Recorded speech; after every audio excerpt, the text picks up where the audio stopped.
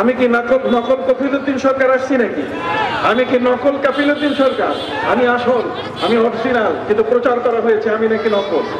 কথা বুঝে গেছি? আমি আসবো না, আরেকজন আসবে। এটা মিথ্যা কথা, কতক্ষণ না? এগুলো মিথ্যা কথা। আমার নকল কেউ আছে বাংলাদেশে, এটা আমার জানা নাই। কথা বুঝেন নাই? আমার নকল আর কেউ আছে জানা নাই। কি বলেন, ঠিক না?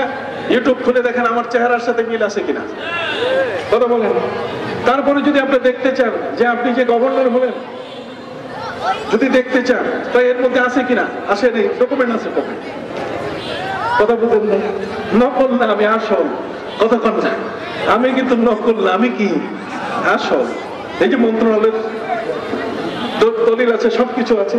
অতএব সম্মানিত শুধু আমি আপনাদের খেদমতে বিনয়ের সাথে বলতে চাই, এই বেলায়েতটা এমন একটি জিনিস যেটা এই অঙ্গনের মধ্যে আছে, তবে তুলনামূলকভাবে খুব কম। এই জ্ঞানটা বেলায়েতের জ্ঞান, ইলমে মারিফাতের জ্ঞান, তাসাউফের জ্ঞানটা যাতে মানুষ, মাদ্রাসার ছাত্রগুলো যেন পায়, এ কারণে আমাদের সিলেবাসের অন্তর্ভুক্ত করা হয়েছিল একটি কিতাব। এটার নাম হচ্ছে আইনুল ইলম। আইনুল ইলম এর মধ্যে ইলমে মুকাশাফার কথা আছে, ইলমুল কুলুবের কথা আছে, ইলমু ইসলাহিল বাতিনের কথা আছে, ইলমুল মারিফাতের কথা আছে। কথা বুঝতে পারছেন? এখানে সুফি তাসাউফের কথা বলা আছে। কিন্তু দুর্ভাগ্যজনক, আমাদের সিলেবাস থেকে এই বইটি গায়েব হয়ে গেছে। যারা সিলেবাস যারা প্রণয়ন করেন, তাদের মধ্য থেকে কিছু দুষ্ট মানুষ, কিছু পথবিভ্রান্ত মানুষ, কিছু পথহারা মানুষ, তারা এই গুরুত্বপূর্ণ একটি কিতাবকে তারা সিলেবাস থেকে আউট করে দিয়েছে। এখন আর আমাদের ছাত্ররা, এমনকি বিদেশের বিভিন্ন ইউনিভার্সিটি থেকে যারা ডিগ্রি নিয়ে আসেন, তারাও এই জ্ঞানের অধিকারী হন না বিধায় তারাও সরাসরি অস্বীকার করে বসেন যে ইলমে তাসাউফ, ইলমে মারিফাত, ইলমে বেলায়েত বলতে গেলে কোনো ইলম বলতে গেলে কিছু নাই। আমি প্রায়শই বলে থাকি, আমি সবসময় কি করে থাকি, বলে থাকি যে ইলমে মারিফাতের যে ব্যাপারটা, আপনি জানেন ইমাম বুখারী রাহমাতুল্লাহ আলাইহি সম্পর্কে আমাদের একটা ধারণা আছে যে তিনি হলেন পৃথিবীর সবচেয়ে বড় একজন হাদিস বিশারদ, একজন মুহাদ্দিস। তাকে বলা হয়েছে আমিরুল মুমিনিন ফিল হাদিস। তিনি হাফেজে দুনিয়া ছিলেন। 6.5 লক্ষ হাদিস যার মুখস্থ, পৃথিবীর মধ্যে একটি বিরল ঘটনা।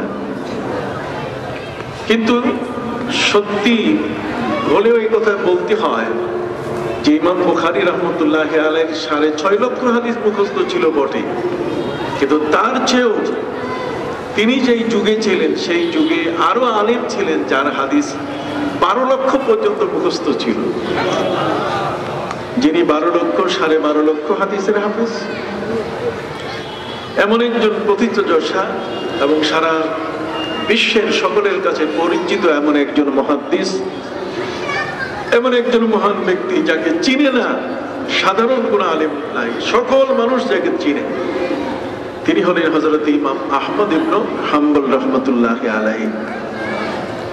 ইমাম আহমদ ইবনে হাম্বল, যাকে কেন্দ্র করে আমাদের দেশে হাম্বলি মাযহাব আছে, এবং বর্তমান সময়কালে সৌদি আরবের মধ্যে কাবা শরীফের ইমাম সাহেব যারা, এবং মক্কা শরীফে আরব বেল্টের মধ্যে যে সকল মানুষ বাস করছেন, তাদের অধিকাংশেরই মাযহাব হচ্ছে হাম্বলি মাযহাব। ইমাম আহমদ ইবনে হাম্বল রাহমাতুল্লাহ আলাইহি 12.5 লক্ষ হাদিসের হাফেজ ছিলেন। তিনি হাদিসের উপরে বিশাল গ্রন্থ লিখেছেন যাকে বলা হয়েছে মুসনাদে আহমদ ইবনে হাম্বল। তিনি যখন মারা যান, ইন্তেকাল করেন, তার জানাজার নামাজে প্রায় 6 থেকে 6.5 লক্ষ মানুষ বাগদাদে একত্রিত হয়েছিলেন। পৃথিবীর মধ্যে একটা বিরল জানাজা। পৃথিবীর মধ্যে এত বেশি সংখ্যক মানুষ কোন জানাজায় অংশগ্রহণ করেছে ইতিপূর্বে জানা যায়নি। কিন্তু ইমাম আহমদ ইবনে হাম্বল রাহমাতুল্লাহ আলাইহি নামাজে জানাজার মধ্যে প্রায় 6 লক্ষের অধিক মানুষ অংশগ্রহণ করেছেন। কোনো এলান ছিল না, কোনো ঘোষণা ছিল না। সেই সময়কালে কোনো বেতার, টেলিভিশন অথবা অত্যাধুনিক টেকনোলজি, তথ্য প্রযুক্তির মাধ্যমে আজকের বর্তমান যে মোবাইল, মেঠোফোন, আজকের যে নেট, ইন্টারনেট, পৃথিবীতে যে কথাগুলো ছড়িয়ে দেওয়া সম্ভব, ফেসবুক, ইউটিউব, যে ফেসবুকের মধ্যে মানুষ মারা যায়নি তার আগে কবর দাফন শেষ, আগাম খবর বলে দেয়, এমন কোন মাধ্যম সেই সময়কালে ছিল না।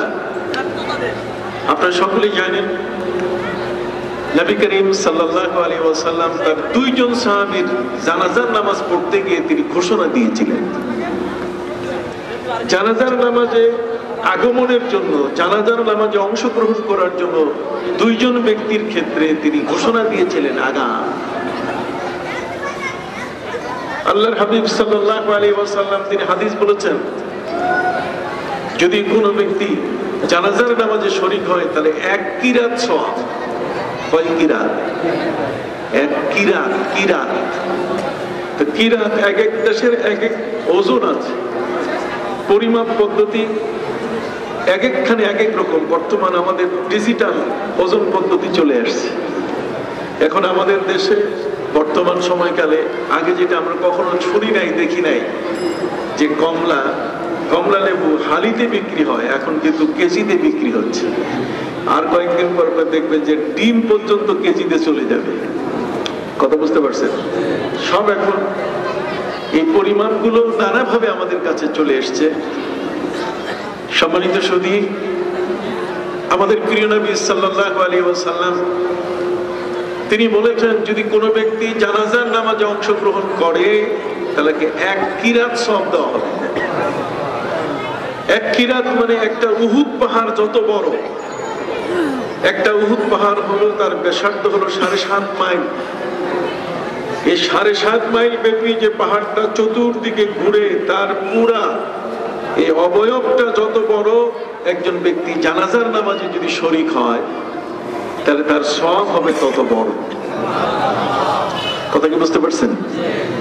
সম্মানিত সুধী, এটা হলো আমার লাভ। আমি জানাজার নামাজে অংশগ্রহণ করলাম, এতে আমার লাভ হলো যে আমি আখিরাতকে আমার হাতের সামনে দেখতে পাচ্ছি। আমার মতো একজন মানুষ যিনি আমার মতো হাঁটাচলা করেছেন, সে মানুষটা এখন নিথর নীরব হয়ে পড়ে আছেন, যার বাক শক্তি কেড়ে নেওয়া হয়েছে, যার দৃষ্টি শক্তি এখন আর নাই, যার সবকিছুকে কেড়ে নেওয়া হয়েছে। যদিও হাদিস শরীফের মধ্যে বলা হয়েছে যে কোনো মানুষ মারা গেলে তার অনুভূতি থাকে, কে তাকে গোসল দিচ্ছে, কে তাকে কবরে নিয়ে যাচ্ছে। এবং কোনো ব্যক্তি যদি মারা যায়, নবী করিম সাল্লাল্লাহু আলাইহি ওয়াসাল্লাম বলছেন, তা কবর হয়ে গেলে সেই কবরবাসীকে তোমরা সালাম দাও। তাহলে কবরবাসী যদি কবরে বুঝতেই না পারে সালাম, জানতেই না পারে, নবী করিম সাল্লাল্লাহু আলাইহি ওয়াসাল্লাম কখনো তিনি এটা বলতেন না। আমাদের প্রিয় নবী সাল্লাল্লাহু আলাইহি ওয়াসাল্লাম হচ্ছেন মহাবিজ্ঞানী একজন নবী। তিনি জানেন, পৃথিবীর বিজ্ঞান বলেছে কোনো মানুষ যদি তার রক্তের সেলগুলো নষ্ট হয়ে যায় তাহলে মারা যায়। আর ইসলাম বলেছে না, রক্তের সেল নয়, বরং রুহটাকে যদি বের করে নেওয়া হয়। মানুষের জীবনটা 2টো জিনিসের সমন্বয়, একটা হচ্ছে রূহ, একটা হচ্ছে তার জিসম, তার দেহ। কাজে দেহের চালিকা শক্তি হচ্ছে তার রূহ। এই রূহটা তার ভিতরে বিদ্যমান যখন থাকে তখন এই লোকটা সচল হয়, তখন তার হাত, পা, চোখ সবগুলো সচল থাকে, সঞ্চালন ক্ষমতা তার মধ্যে বিদ্যমান থাকে। সে লোকটা কথা বলতে পারে, চোখে দেখতে পারে, সে পরিমাপ করতে পারে, তার আকল, জ্ঞান, তার বুদ্ধি, বিবেক, বিবেচনা সবগুলোই তার কার্যকরী অবস্থায় থাকে। কথা বুঝতে পারছেন? সম্মানিত সুধী, অতএব যে লোকটা মারা গেছে তার লাভ কি? মৃত ব্যক্তির লাভ হচ্ছে জানাজার নামাজে যত বেশি মানুষের অংশগ্রহণ হবে তত মৃত ব্যক্তি লাভবান হবে।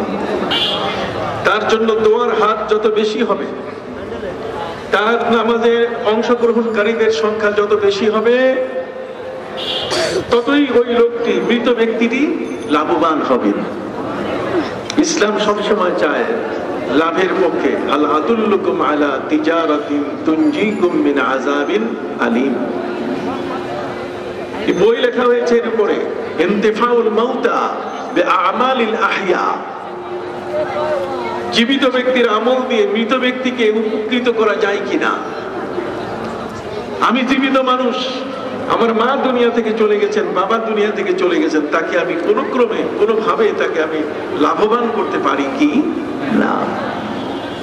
আমার ইবাদত দিয়ে, আমার বন্দেগী দিয়ে, আমার রুকু সাজদা দিয়ে, আল্লাহর ইবাদত বন্দেগীতে আমি আত্মোৎসর্গিত যদি হই, তাহলে সেটা দিয়ে আমি আমার মা বাবাকে উপকৃত করতে পারবো কি না। হাদিস এসেছে, নবী করিম সাল্লাল্লাহু আলাইহি ওয়াসাল্লাম বলেছেন, মাল মাইয়িতু ফিল কবর ইল্লা কাল গরীকিল মুতাকাব্বিস ইয়ানতাজিরু দাওয়াতাম মিন আবিন আও আখিন আও সাদীকিল্লাহ। কোন মানুষ যখন মারা যায় তখন ওই মানুষটির মৃত্যুটা এমন একটি অবস্থা, যেমন সমুদ্রের মাঝখানে যদি কোনো লঞ্চ দুর্ঘটনা কবলিত হয়, লঞ্চ সমুদ্রের মাঝখানে ডুবলে যে অবস্থা হয়, যে আর্তনাদ, যে আহাজারি শোনা যায়, যে চিৎকার ওই মৃত ব্যক্তিদের পূর্বাক্ষণে তাদের মুখ থেকে বের হয়ে আসে, নবী করিম সাল্লাল্লাহু আলাইহি ওয়াসাল্লাম বলছেন, মাল মাইয়িতু ফিল কবর ইল্লা কাল গরীকিল মুতাকাব্বিস। একজন ডুবন্ত ব্যক্তির মতো, যে মরে যাচ্ছে, এখন তার আর জীবনের আশা কোনো মতেই সে অপেক্ষা করছে কেউ তাকে সাহায্য করবে কিনা, না হলে সে মরে গেল। ইয়ানতাজিরু দাওয়াতাম মিন আবিন আও আখিন আও সাদীকিল্লাহ। সে অপেক্ষা করে তার বাবা, তার বন্ধু, কোন আত্মীয় স্বজন তার জন্য দোয়া করে কিনা, তার কোন সন্তান সন্ততি দোয়া করে কি না। আমরা অনেকগুলো হাদিসকে উদাহরণ করে দিয়েছি, অনেকগুলো হাদিসকে আমরা পৃথিবী থেকে বিদায় করে দিয়েছি। সম্মানিত সুধী, হাদিস শরীফের মধ্যে এসছে, এই জগতের মধ্যে কোনো মানুষ যদি মারা যায়, তার রূহগুলো, ওই মানুষের রূহ প্রতি বৃহস্পতিবার, ইন্না আরওয়াহান নাস আরওয়াহাল মাউতা তাতি লাইলাতাল জুমআ আও ইয়াউমাল জুমআ। নবী করিম সাল্লাল্লাহু আলাইহি ওয়াসাল্লাম বলেছেন, কোনো মানুষ যদি মারা যায়, মারা যাওয়ার পরে সেই লোকটার রূহটা প্রতি বৃহস্পতিবার, শুক্রবার তার বাড়িতে চলে আসে। ওই রূহটি ডাক দেয়, ইয়া আহলি ইয়া আওলাদি ইয়া আকরাবাই, হে আমার পরিবারবর্গ, ইয়া আহলি ইয়া আওলাদি, হে আমার সন্তান সন্ততি, ইয়া আকরাবাই, হে আমার আত্মীয় স্বজন, কে কোথায় তোমরা আছো? আমি মহা বিপদে কবরের ভিতরে আছি, তোমরা আমাকে কি করো? সাহায্য করো। একজন কবরবাসী কত যে করুণ অবস্থার শিকার হয়।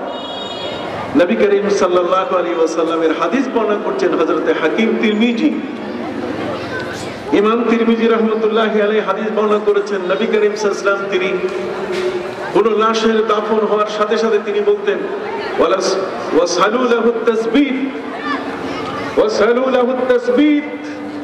নবী করিম সাল্লাল্লাহু আলাইহি ওয়াসাল্লাম তিনি বলতেন যে তোমরা এই কবরবাসী যাকে মাটিতে ঢেকে দিলে তার জন্য তাসবিতের দোয়া করো। কিসের দোয়া? তাসবিত। তাসবিত শব্দের অর্থ সে যেন দৃঢ়ভাবে থাকতে পারে, কবরে যেন সে ভয় না পায়, কবরে যেন সে ভয় না পায়। ওয়াসালু লাহু তাসবিত। কেন? পবিত্র কোরআন মাজিদে আল্লাহ পাক রব্বুল আলামিন বলেছেন, ইউসাব্বিতুল্লাহু আল্লাযীনা আমানু বিল কওলিস সাবিত। যারা ঈমানদার, যারা ইবাদতকারী, যারা আল্লাহর পথে জীবন উৎসর্গকারী, যাদের জীবনের ত্রুটি বিচ্ছুতিগুলো যেগুলো উপেক্ষা করে যে নিজেই সৎ এবং ভালো থাকার চেষ্টা করেছে, ওয়া নুসুকি ওয়া মাহইয়ায়া ওয়া মামাতি লিল্লাহি রাব্বিল আলামিন। এটা ইখলাস, ইখলাসের উপরে আয়াত যে আমার ইবাদত বন্দেগী, আমার উৎসর্গ, আমার কুরবানি, আমার জীবন মৃত্যু সব আল্লাহর জন্য আমি সুপর্দ করেছি। অতএব এমন একজন ব্যক্তি যদি তার জীবনের সকল কর্মকাণ্ড প্রতিটি ক্ষেত্রে, প্রতিটি বিন্দুতে বিন্দুতে যদি তার তাকওয়া এবং পরহেজগারির দৃষ্টিভঙ্গিটা যদি সে নিয়ে এগিয়ে চলে, আমাদের প্রিয় নবী সাল্লাল্লাহু আলাইহি ওয়াসাল্লাম তিনি এই জগতের মধ্যে তার সকল উম্মতকে যে বিষয়টা পরিষ্কার ভাষায় তিনি বলে দিয়েছেন, যে তোমরা কবরের মধ্যে যখন কেউ যায়, কবরের মধ্যে গেলে পরে সেই মানুষটা সবচেয়ে বড় অসহায় হয়, তার জন্য তোমরা সেজন্য দৃঢ় থাকে, সেজন্য মার রব্বুকা ওয়া মা দীনুকা ওয়া মান নাবিয়্যুক, এই প্রশ্নের উত্তরগুলো যেন সঠিকভাবে দিতে পারে। সম্মানিত সুধী, দিতে পারে। এই জন্য ইসলামের তালকিনের কথা বলা আছে। কোনো মাইয়ের দাফন করার পরে তালকিন করা হয়। কথা বুঝে গেছে? যে তোমাকে এখন প্রশ্ন করা হবে, তুমি ভয় পাও না। তাসবিহ, ইমাম হাকিম তিরমিজি রাহমাতুল্লাহ আলাইহি তিনি বলছেন যে একজন মৃত ব্যক্তির জন্য তাসবিহের দোয়া করো। তাসবিহের দোয়া করবেন আপনি কি কইয়া? আপনাকে তো কোনো আলেম ওলামা এই পর্যন্ত শিখাই দেয় নাই। কথা বলেন। লাশ দাফন করে চলে এসেছি, লাশ দাফন করে ফিরে এসেছি নিজের ঘরে, চোখের পানি মুছতে মুছতে, কিন্তু যাকে কবরের মধ্যে রেখে আসলাম তার জন্য যে আরো কিছু করণীয় আছে সেটা আমরা কখনো করি না, কেউ আমাদেরকে শেখায় না।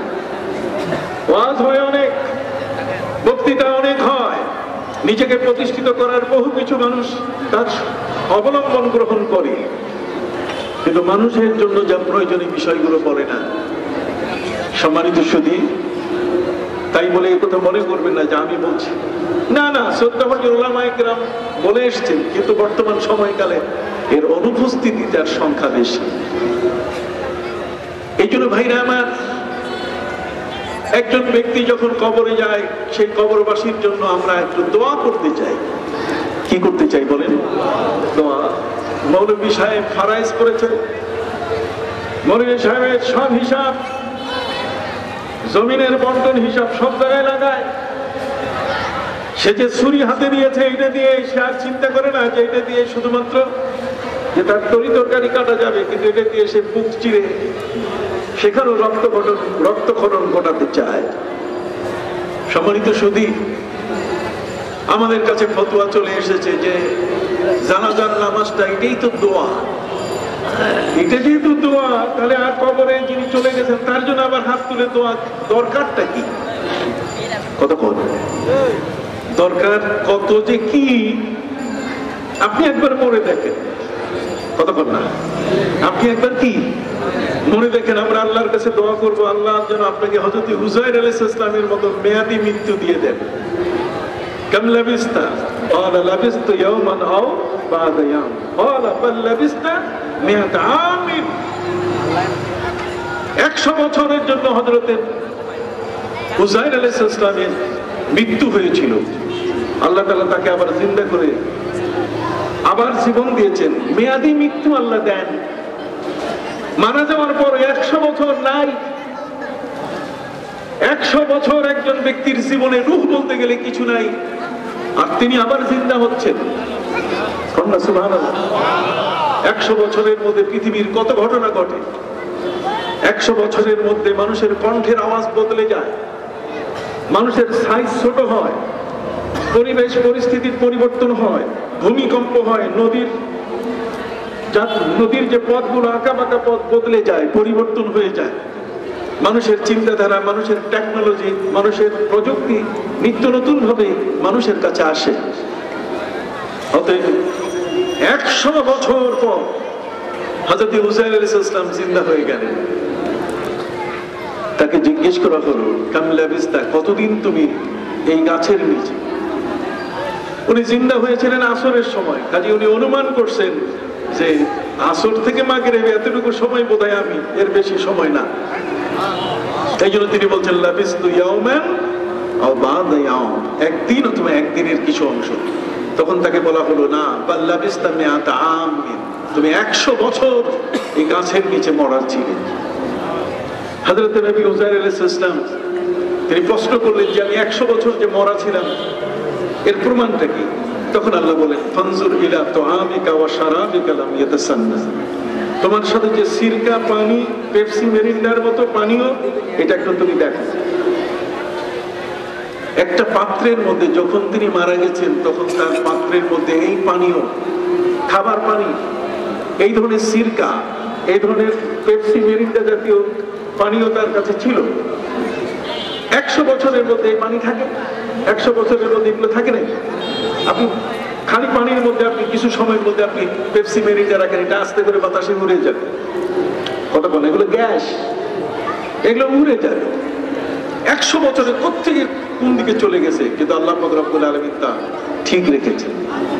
হযরত উযাইর আলাইহিস সালাম তিনি তার হাত দিয়ে টেনে নাকে লাগালেন, দেখে ঘ্রাণ ঠিক আছে, জিহ্বায় লাগালেন, স্বাদ ঠিক আছে। তিনি বলছেন আমি তো বুঝতে পারছি না এটা কি করে 100 বছর, 100 বছরে তো এগুলো সব ধ্বংস হয়ে যাওয়ার কথা। আল্লাহ বলছেন তাহলে ঠিক আছে, অনজুর ইলা হিমারিক, তোমার যে গাধাটা ছিল, ওই গাধাটা যে গাছের শেকড়ের সাথে বেঁধেছো, সেই গাধাটা, তার দিকে একটু তাকাও। গাধার দিকে তাকিয়ে তিনি দেখলেন যে তার ফসিল শুধুমাত্র হাড়গুলো পড়ে আছে, আর কিছু নাই। এবং তার চোখের সামনে সেই হাড়গুলো নতুন করে তার উপরে গোশত দিয়ে চামড়ার ছাউনি দেওয়া শুরু হয়েছে। তিনি হাড় দেখেই বুঝতে পেরেছেন যে এটা 100 বছরের কম হবে না। এর থেকে বিজ্ঞানীরা ডিএনএ টেস্ট বের করেছে। ডিএনএ টেস্ট, যে কারো বয়স যদি বের করতে হয় তাহলে হাড় দিয়ে বের করতে হয়। হযরত উযাইর আলাইহিস সালাম সেই 100 বছরের তার মৃত্যুর বয়স তিনি বুঝতে পেরেছিলেন একটি গাধার হাড় থেকে। কার থেকে? গাধার হাড় থেকে। এর থেকে ডিএনএ টেস্ট আবিষ্কার হয়েছে। আমি আপনাদের কাছে বলতে চাই, 100 বছরের মৃত্যুর পর আবার তিনি জিন্দা হয়ে গেলেন। হযরত ঈসা আলাইহিস সালাম তার জীবনে তিনি 4 জন ব্যক্তিকে জিন্দা করছেন। কয়জন? 4 জন। ইবনুল আজুজ, ইবনাতুল আশের, জারিয়া, সাম ইবনে নূহ। সাম ইবনে নূহ, ইবনুল আজুজ, ইবনাতুল আশের, জারিয়া, 4 জনকে তিনি মরা মানুষকে জিন্দা করছেন। আল্লাহ নিজেই তার সম্পর্কে পবিত্র কোরআনে ঘোষণা দিয়েছেন, আন্নী রাসূলুল্লাহি ইলাইকুম আন্নী আখলুকু লাকুম মিনাত তিনি কাহায়াতিত তায়র ফাআনফুখু ফীহি ফায়াকুনু তায়রান বিইজনিল্লাহ ওয়া উবরিউল আকমাহা ওয়াল আবরাসা ওয়া উহয়িল মাউতা বিইজনিল্লাহ। তিনি বলছেন যে আল্লাহ আমাকে এমন ক্ষমতা দিয়েছেন, আমি ফু দিয়ে জন্ম নিয়েছি, এই জন্য সারা জীবন আমি ফু দিয়ে কাজ করি। আমার মুখের ফুটার মধ্যে আল্লাহ এত বরকত দিয়েছেন। আর এমনিতেও আল্লাহ তাআলা নিজেও ফু দিয়েছেন। ওয়াইজ ক্বালা রাব্বুকা লিল মালাইকাতি ইন্নী খালিকুন বাশারাম মিন তিন ফাইদা সাব্বাইতুহু ওয়া নাফাখতু ফীহি মির রূহি ফাকাউ লাহু সাজিদিন। আল্লাহ বলেন যখন আমি আদমকে সৃষ্টি করে পরিপূর্ণতা দিয়ে দিব এবং এর মধ্যে যখন আমি তার পরমাত্মা ফু দিব, ফু, তাহলে ফু ইসলামে আছে। এর থেকে ঝাড়ফুঁক, এই জন্য জায়েজ। ঝাড়ফুঁক দেওয়া কি আছে? জায়েজ আছে। এবং এর থেকে সূরা ফাতিহার নাম হয়েছে সূরাতুর রাকিয়া। কি নাম হয়েছে? আপনারা কথা বলেন না কেন? সূরাতুর রাকিয়া। আমরা ট্যাবলেট পন্থী হয়ে গেছি, আমরা এখন ক্যাপসুল পন্থী হয়ে গেছে। এই জন্য এগুলো সূরার নাম, এগুলোর কদর আমরা বুঝি না। এটা সূরা হলো সূরা রাকিয়া। সূরা ফাতিহার 24টা নাম আছে। কয়টা? 24টা। এই 24টা নামের মধ্যে একটা নাম হলো সূরাতুর রাকিয়া, তার মানে ফু, ঝাড়ফুঁকের সূরা। সাপে কাটছে, আপনি সাপের কাটার জায়গায় ফু দেন, সুস্থ হয়ে যাবে। রোগী কি হয়ে যাবে? সুস্থ। সাপে কাটা রোগী মরে কেন? মারা যায় কেন? সাপে কাটা রোগী মারা যায় এই কারণে যে এই রক্তের মধ্যে বিষটা যখন চলে যায় তখন তার গোটা দেহের রক্ত এটা বরফের মতো এটা জমাট হয়ে যায়। জমাট হয়ে গেলে তখন আর রক্ত চলতে পারে না, যে কারণে লোকটা হার্ট অ্যাটাক করে কি মারা যায়। সাপের বিষটা এটা এমন একটা বিষ, এটা যখন মানুষের রক্তের সাথে মিশার সাথে সাথে গোটা দেহের রক্তগুলোকে সে বরফ বানায় দেয়, একবারে জমাট করে দেয়। তো জমাট করলে তখন আর এই রক্তগুলো এগুলো গোটা দেহের মধ্যে সঞ্চালিত হতে পারে না, যে কারণে লোকটি সাথে সাথে কি করে মারা যায়। কিন্তু নবী করিম সাল্লাল্লাহু আলাইহি ওয়াসাল্লামের সাহাবী তিনি সাপে কাটা রোগীকে ফু দিয়েছেন। ফু দেওয়ার পরে সুস্থ হয়ে গেছেন। তিনি শর্ত করেছিলেন যে আমি ফু দিব, আমারে কিছু দিতে হবে। দাসী ডাক দিয়ে বলছে কি চান? আমার মনিবের ছাগলের মাথা আছে, ছাগলের বড় ধরনের ছাগল তিনি পালেন। তখন দাসী বলে দিয়ে দিল যে আমি আপনাকে দেব, তবে দিবা কয়টা এটা বলো। আপনি যা চান, ওই 15-20টা, হ্যাঁ 15-20টা কেন, তার চেয়ে বেশি দিয়ে দিন। উনি ফু দিয়ে দিলেন তার সাপে কাটা মুনিবকে। ফু দেওয়ার পরে তিনি সুস্থ হয়ে গেলেন। সুস্থ হয়ে যাওয়ার পরে নিয়ম অনুযায়ী তার মুনিব তাকে 20টা ছাগল দিয়ে দিল।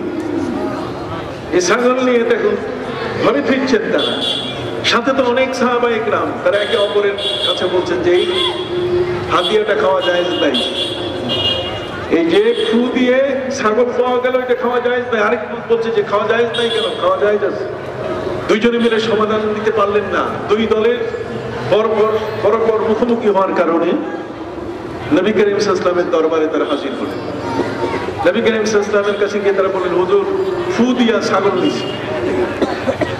নবীজি বলছেন ফু দিয়ে ছাগল নিছে মানে? তো একজন সাপে কাটা রোগীকে ফু দিয়ে সুস্থ করে এর বিনিময়ে 20টা ছাগল নিয়েছে। কাজী নবী এই ছাগলকে খাওয়া জায়েজ আছে?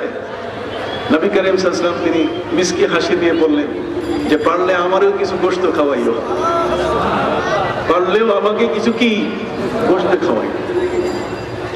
আল্লাহর হাবিব সাল্লাল্লাহু আলাইহি ওয়াসাল্লাম সাহাবীকে ডেকে বললেন, সাহাবীরে কি পড়ে তুমি সাপে কাটা রোগীর গায়ে ফু দিয়েছো বলো। সাহাবী বললেন, হুজুর কোনো কিছুই না, সূরা ফাতিহাটা পড়ে ফু দিছি।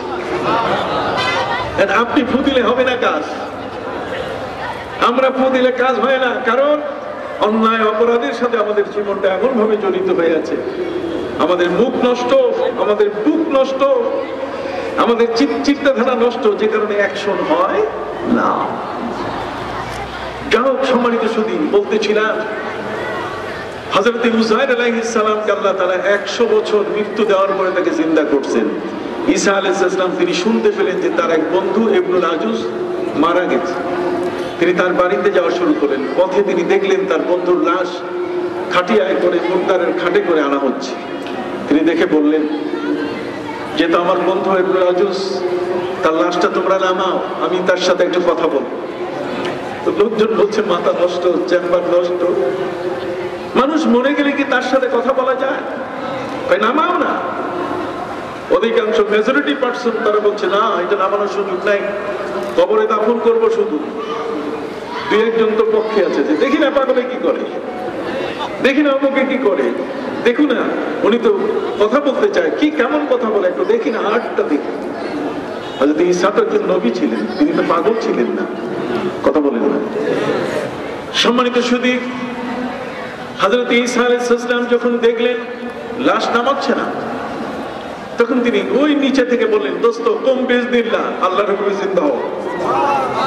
বলার সাথে সাথে মুর্দারের খাটের উপরে কাফনের কাপড় নিয়ে গা মরা দিয়ে বসে গেছে। উপর থেকে লাফাইয়া নিচে পড়ে বলছে, কই নাও, ওই তুমি তো মারা গেছো, কবরে নিচ্ছি। ওই কিসের কবর? খাটিয়া খাড়ির উপরে নিয়ে নিজের বাড়িতে চলে গেছে। জায়গায় বাড়িওয়ালিকে ডাকা শুরু করছে, বাড়িওয়ালি, আয় বাড়িওয়ালি, ঘরনি ঘরনি তুমি কোথায়? ঘরনি বেড়ার ফাঁককে দেয়, কিরে এটা ফুদাইছিল কোত্থেকে?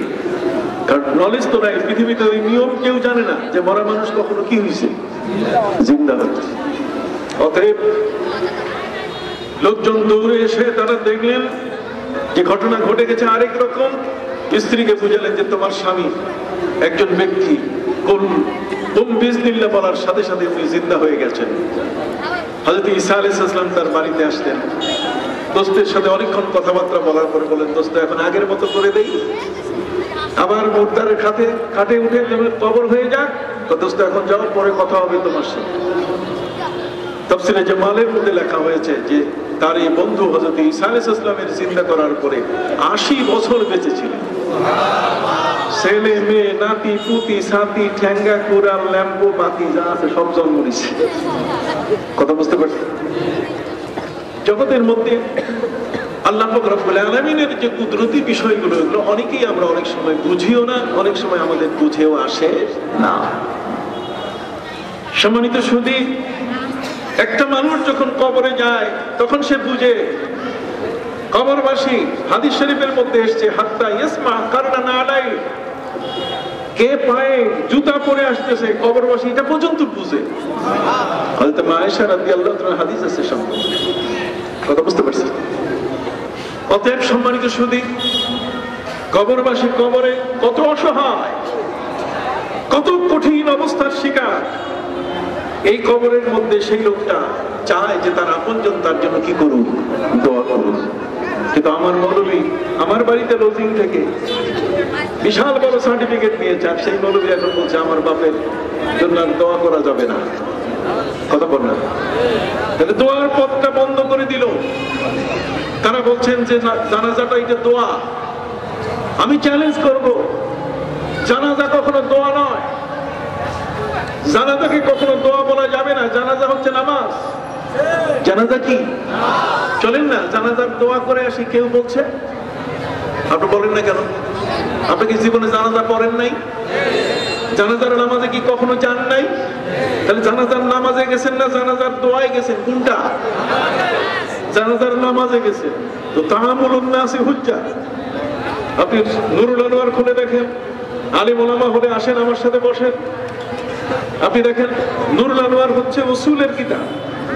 উসুল হচ্ছে নীতিমালা, আইন কেমনে বানাবেন আপনার আগে আপনাকে আইন বানাবার নিয়ম শিখাই দিয়ে গেছে। অতএব আপনি নতুন বললে তো হবে না।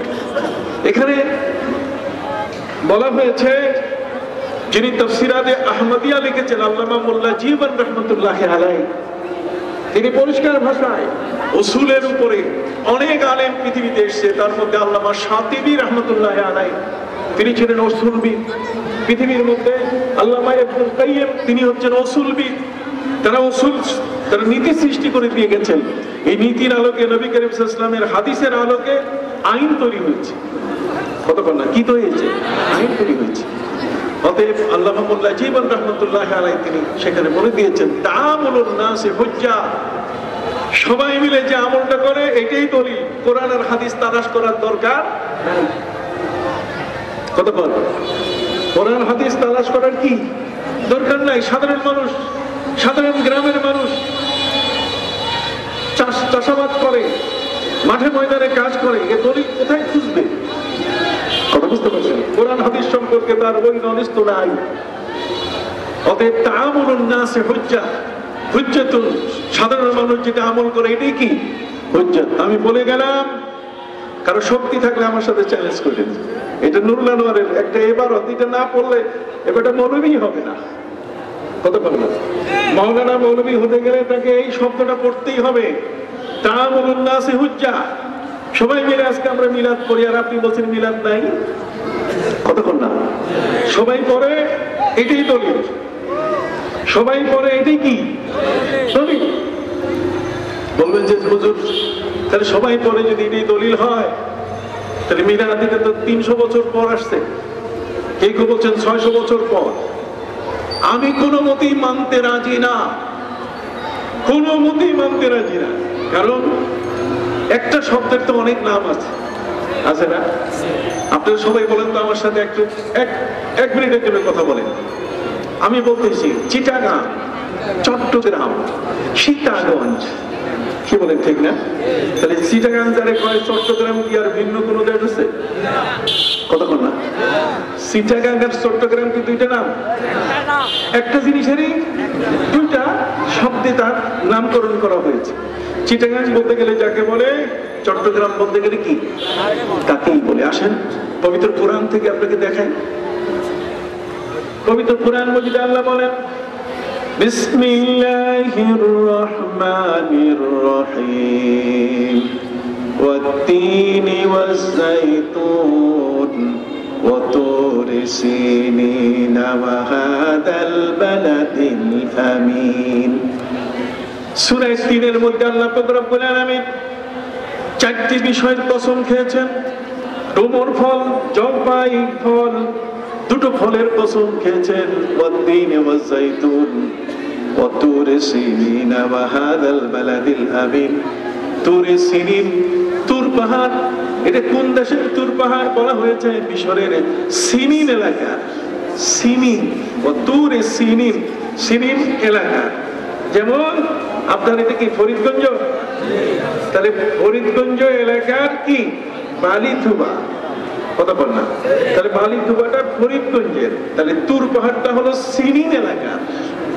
কত বল? এই সিনিন হচ্ছে এলাকার নাম, তুরে সিনিন। এখন আসেন পবিত্র কোরআনে এটা আরেক নামে বলা হয়েছে। সূরা ৩-এর মধ্যে আল্লাহ বলছেন وطور سينين وهذا البلد الأمين পবিত্র কোরআনে আল্লাহ আরেক জায়গায় বলছেন وشجرة تخرج من طور سيناء تنبت بالدهن وصبغ للآكلين সুবহানাল্লাহ বলেন।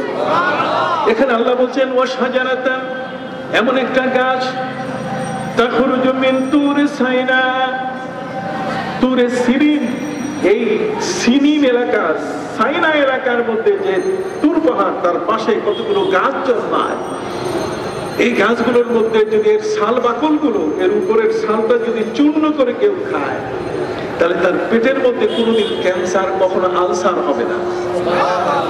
আর এর ফলটাকে যদি তেল বানাইয়ে কেউ গায়ে মালিশ করে তাহলে কখনো তার গায়ের মধ্যে চামড়া, দাঁত খুজলি, বিখাউস এগুলো হবে না। আল্লাহ বলছেন ওয়াশাজারাতান তাখরুজু মিন তুরি সাইনা, এখানে দেখেন সিনিন বললেন সূরা 3-এ কথা বল, আর এখানে এসে বললেন কি সাইনা। তাহলে একই জিনিস, একটা জিনিসের দুই ভাবে বলা হচ্ছে, একটা হলো সাইনা আর একটা কি সিনিন। আপনারা সবাই বলেন না কেন? একটা হলো সাইনা আর একটা কি সিনিন, একটা হলো চট্টগ্রাম আর একটা কি চিটাগাং।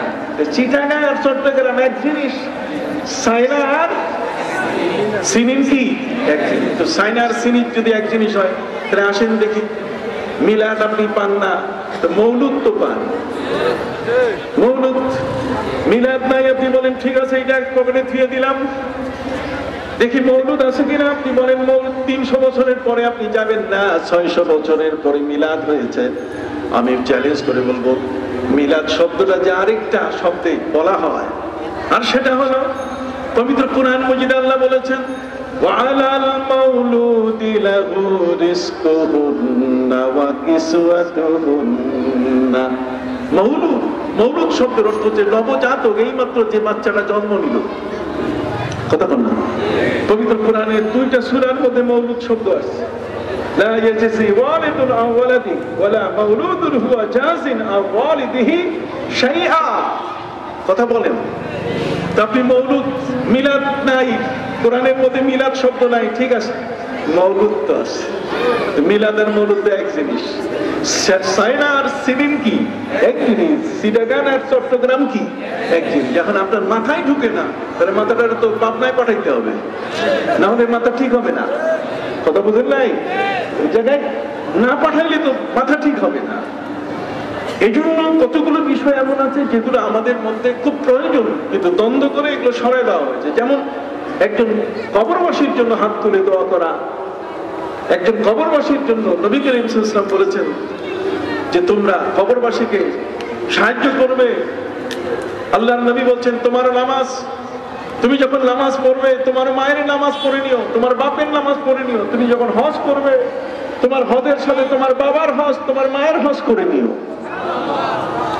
সাহাবায়ে কিরাম বললেন ইয়া রাসূলুল্লাহ ইয়া হাবিবাল্লাহ, আমার নামাজের মধ্যে মা বাবার নামাজ পড়বো কিভাবে, আমার রোজার সাথে মা বাবার রোজা রাখবো কিভাবে, আমার হজের সাথে মা বাবার হজ আমি করব কিভাবে? আল্লাহর নবী সাল্লাল্লাহু আলাইহি ওয়াসাল্লাম বলে দিলেন তুমি কি জানো না, কোন মানুষ যখন রমজান মাসে রোজা রাখে, নবীজি বলেছেন মান ফাত্তারা সাইমান আলা মাদগাতি লাবানিন আও তামারাতিন আও শারবাতিন মিম্মা, যখন কোন ব্যক্তি একজন রোজাদার ব্যক্তিকে এক কোষ পানি দিয়ে, দুধ দিয়ে, অথবা কাউকে যদি একটা খেজুর দিয়ে, ঠিক এমনি করে যদি কোনো ব্যক্তি কাউকে ইফতার করায়, মান ফাত্তারা সাইমান আলা মাদগাতি লাবানিন আও তামারাতিন আও শারবাতিন মিম্মা, এক গ্লাস ছোট্ট গ্লাসের পানি দিয়ে যদি কাউকে শরবত খাওয়ায়, রোজাটা ভাঙায়, তাহলে এই পুরো সওয়াবটা তার আমলনামায় চলে আসে। রোজাদার ব্যক্তির আমলনামা থেকে সেই সওয়াবটা চলে যায় কোথায়? যিনি ইফতারকারী, যিনি ইফতার করালেন, কতক্ষণ না তার আমলনামায় চলে। তাহলে জীবিত ব্যক্তির মধ্যে বিকাশ অ্যাকাউন্ট খোলা আছে, কতক্ষণ না অনলাইন বিকাশ অ্যাকাউন্ট কি আছে? খোলা আছে। খালি আপনি খাওয়াবেন, ইফতারি করাইতে পারলে ওর পুরা রোজার সওয়াব আপনার আমলনামায় ট্রান্সফার হয়ে যাবে, অটোমেটিক ফট করে চলে যাবে। আল্লাহর পক্ষ থেকে কুদরতি মেশিন এখানে বসাই দেওয়া আছে। সুবহানাল্লাহ আসতে কইলেন কেন?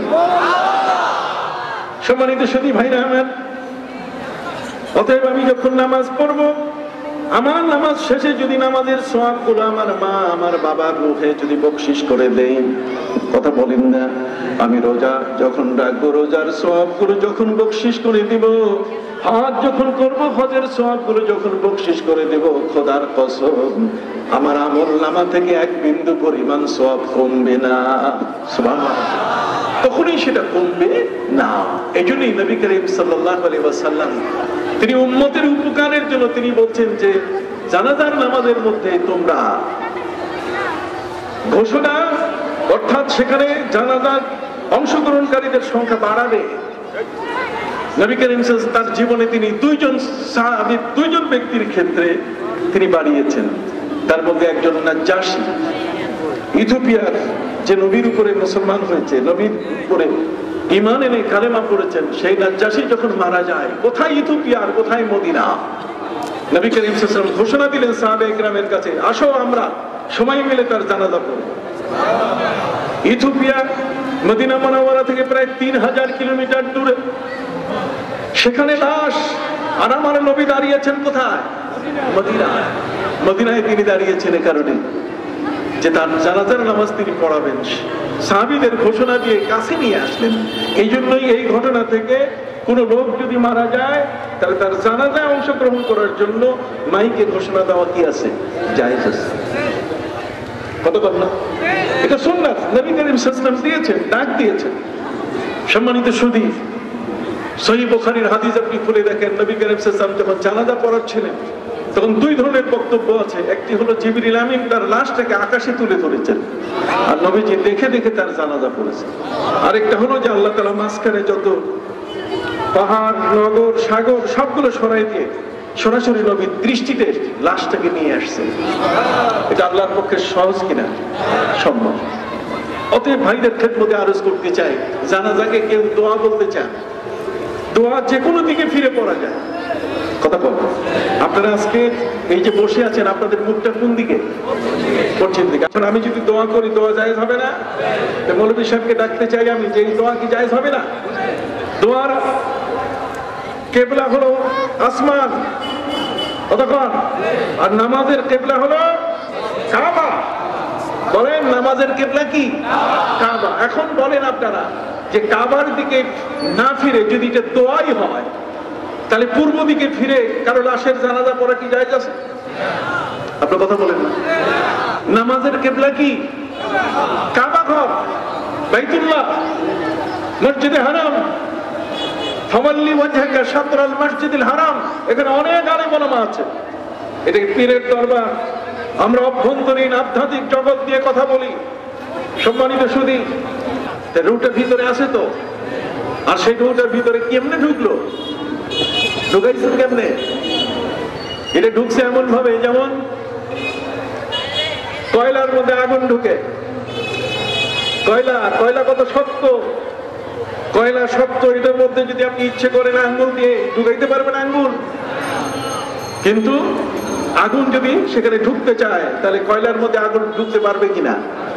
তাহলে আগুন যেমন কয়লার মধ্যে ঢুকে, রুহটা মানুষের দেহের মধ্যে সেভাবেই ঢুকে। সুবহানাল্লাহ বলো। সেই রুহটা কোথায়, আমার কিভাবে আছে, আমি তার খবর নিলাম না। পবিত্র কুরআন মজিদে আল্লাহ পাক রব্বুল আলামিন রূহ সম্পর্কে বলেছেন, ওয়ায়াসআলুনাকা আনির রূহ কুলির রূহু মিন আমরি রাব্বি। সুবহানাল্লাহ বলেন। হে নবী, রূহ সম্বন্ধে যদি কেউ আপনাকে জিজ্ঞেস করে তাহলে আপনি বলে দেন রূহ হলো আল্লাহর আদেশ মাত্র, অন্য কিছু নয়। এটা আল্লাহর হুকুম।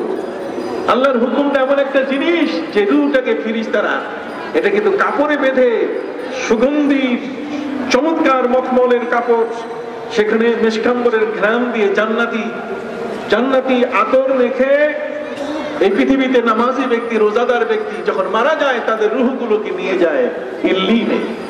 আর যদি কোনো দুষ্ট দুরাচার, কালা জাহাঙ্গীর, কুত্তা আসলাম, সুব্রত বাইন কতক্ষণ না এই ধরনের পখাড়েগুলো যদি মারা যায়, নামাজ নাই, রোজা নাই, ইবাদত নাই, বন্দেগী নাই, কিবলা নাই, কিচ্ছু নাই, যদি এরা দুনিয়া থেকে বিদায় নেয়, তাহলে তাদেরকে যত পুজ আছে, দুর্গন্ধজনিত যা কিছু আছে, সবগুলো একসাথে করে এর মধ্যে রুহটাকে নিয়ে বেঁধে এরপর ফেরেশতারা পাহারা দিয়ে তাকে সিজিনে নিয়ে যায়, জেলখানায় দিয়ে ধাক্কাইয়া ফেলে দেয়। কতক্ষণ না আসামিরে তো কেউ আদর করে না, করে ধাক্কা ধাক্কি করে।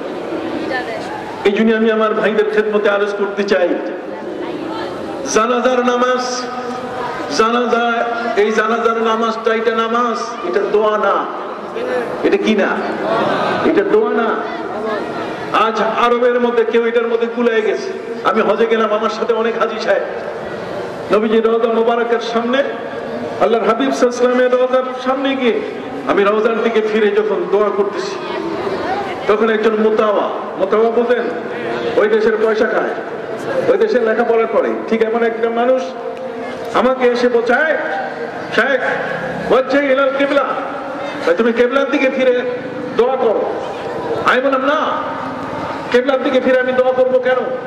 আল্লাহ বলছেন আইনামা তাকুনু ফাসাম্মা ওয়াজহুল্লাহ, যেদিকে থাকো সেদিকে আল্লাহ আছে, কাজে আমি আল্লাহর দিকে ফিরে দোয়া করছি। কথা বুঝেন নাই? ওয়া কিবলাতুদ দুআ আস-সামা। আমার পিছনে যারা হাজী সাহেব আছে তারা তো বলছে, মনে করছে হুজুর বোধহয় দোয়া করতেছে, ওরা খালি আমিন আমিন বলছে। আসলে আমি ঝগড়া করতেছি কার সাথে? ওই যে মোতাওয়ার সাথে, ওদের যে সিআইডি পুলিশ, ওই সিআইডি পুলিশের সাথে আমি কি করতেছি? ঝগড়া করতেছি। আমি বলছি আল্লাহ বলছেন আইনামা তাকুনু ফাসাম্মা ওয়াজহুল্লাহ, যেখানে থাকো সেদিকে আল্লাহ আছে। কাজেই নামাজের কিবলা যেটা, সেটা হলো কাবা, আর দোয়ার কিবলা হলো কি? আসমান। আসমানের দিকে থাকে, যে যেদিকে থাকেন হাত তুলবেন কোন দিকে? আসমানের দিকে। চিৎকার দিয়ে বলুন সুবহানাল্লাহ। এই পার্থক্যটা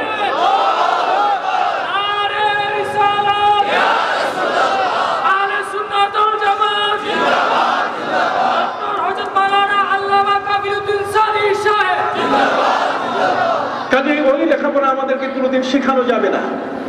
আমরা মজবুত জায়গায় লেখাপড়া করেছি, সারসিনার মতো জায়গায়, কতক্ষণ না এমন কতগুলো জায়গায় লেখাপড়া করেছি, এখানে দেশের পীর মাসাই এমন কতগুলো হক্কানি পীর মাসাইকের সোহবতে, যে তাদেরকে হাজার বারো যদি এই ধরনের বোঝানো হয় যে জানাজার নামাজ দোয়া, বোঝানো যাবে না। কারণ দোয়া এক জিনিস আর নামাজ কি আরেক জিনিস। কাজেই সেই দোয়া, নামাজ শুরু হয় তাহরিমুহা তাকবীর ওয়া তাহলিলুহা তাসলিম। হযরত আলী ইবনে আবি তালিব রাদিয়াল্লাহু তাআলা এই হাদিস করা, নবী করিম সাল্লাল্লাহু আলাইহি ওয়াসাল্লাম বলেছেন নামাজ শুরু হবে তাকবীর দিয়ে। কি দিয়ে? জোরে বলেন কি? দলিল পবিত্র কুরআন মাজিদে আল্লাহ বলেন ওয়া রাব্বাকা ফাকাব্বির ওয়া সিয়াবাকা ফাতাহহির ওয়া রুজুজা ফাহজুর ওয়া লা তামনুন তাস্তাকসির। আল্লাহ বলছেন ওয়া রাব্বাকা ফাকাব্বির, হে নবী আপনার রবের নামে তাকবীর দেন। এইজন্য আমরা বলি কি আল্লাহু আকবার। কতক্ষণ না আমরা যে তাকবীর দেই, আল্লাহু আকবার দেই, কানে উলা দিয়া, কানে উলা বুঝেন তো? উলা কারে কয়? এটা উলা মানে আলিফ দিয়া না, এটা আইন দিয়া। কানে উলা, উলা মানে উপরে উঠা। হাত আমরা কি করি? উপরে উঠাই না, কানে উলা দেই। তো কানে যখন উলা দেই, কানে যখন হাত উঠাইয়া তখন আল্লাহ আমাদেরকে বলছেন ওয়া রাব্বাকা ফাকাব্বির, তোমার রবের নামে তুমি কি করো? তাকবীর দাও। এই জন্য আমরা এখানে হাত উঠাই কি বলি? আল্লাহু আকবার। শুধু উঠাইয়া বলি না, বরং পৃথিবীর মধ্যে নিয়ম হচ্ছে যখন কোন আসামি, কোন যোদ্ধা যখন প্রতিপক্ষের কাছে আত্মসমর্পণ করে তখন হাত খালি করে দেখায়, এরকম হাত উঠাইয়া সারেন্ডার করে যে আমার হাতে কোনো অস্ত্র নাই। যখনই দেখে প্রতিপক্ষ যে তার হাতে কোনো অস্ত্র নাই, আস্তে করে তখন হাতটা একটা হাতের সাথে আরেকটা হাত বেঁধে হ্যান্ডকাপ লাগায়। কতক্ষণ না আমরা যখন নামাজে দাঁড়াই, নামাজে দাঁড়াবার সময় আমরা হাত খোলা করে আল্লাহর কাছে জানিয়ে দেই, ঘোষণা করি প্রভু আমাদের কাছে কোনো শক্তি বলতে গেলে কিছু নাই। কতক্ষণ না কানে উলা দেওয়া, হাত এইভাবে কাবার দিকে ফিরে আল্লাহর কাছে স্বীকৃতি দেওয়া যে আমার কাছে কোনো শক্তি বলতে গেলে কিছু নাই, অতএব আমি তোমার কাছে আসামি। এই জন্য নিজের হাতে হাত দিয়ে নাভির নিচে, বাম হাতের উপরে ডাইন হাত, বাম হাত হচ্ছে নেগেটিভ আর ডান হাত হচ্ছে পজিটিভ।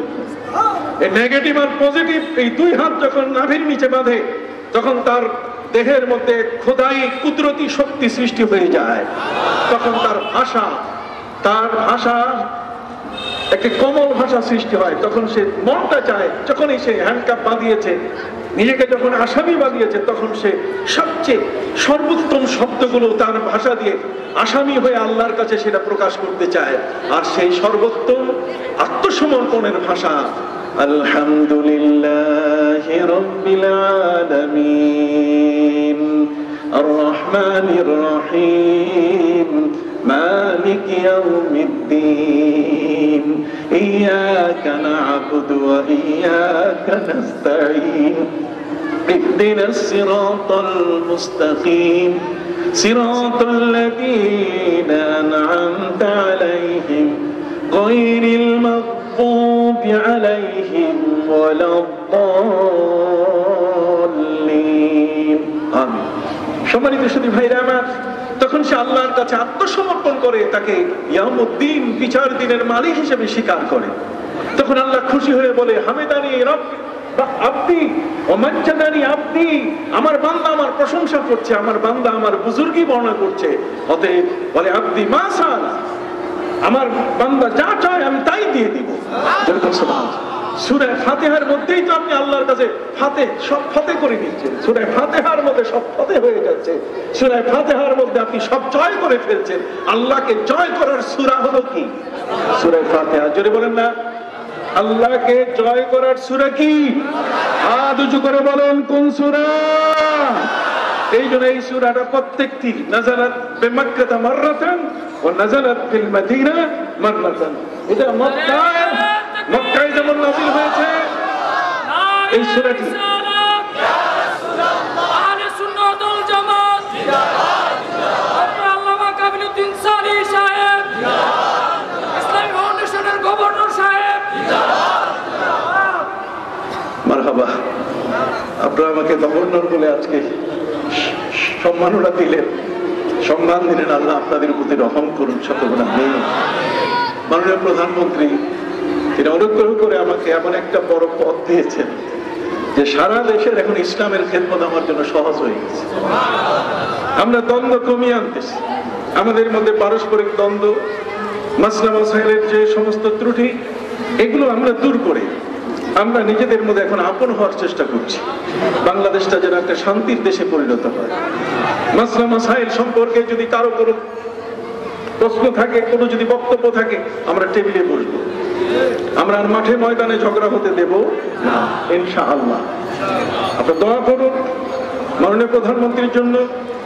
আমি যতক্ষণ পর্যন্ত আছি ইনশাআল্লাহ এই বিষয়গুলো এখন চলে আসবে।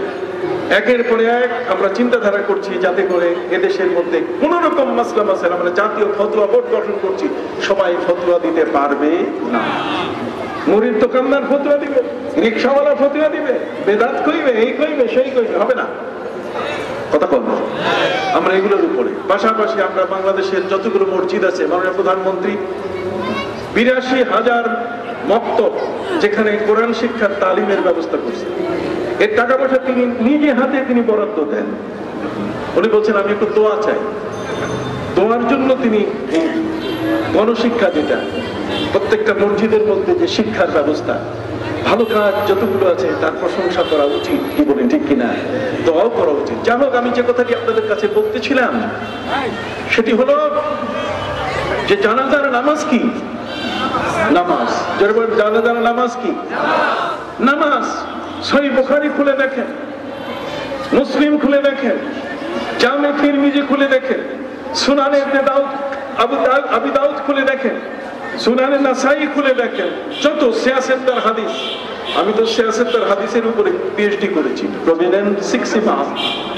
এই 6খানা সিয়াসেতার হাদিসের ইমামদের জীবনের গবেষণা কি ছিল, এগুলোর উপরে আমি ডক্টরেট ডিগ্রি করেছি।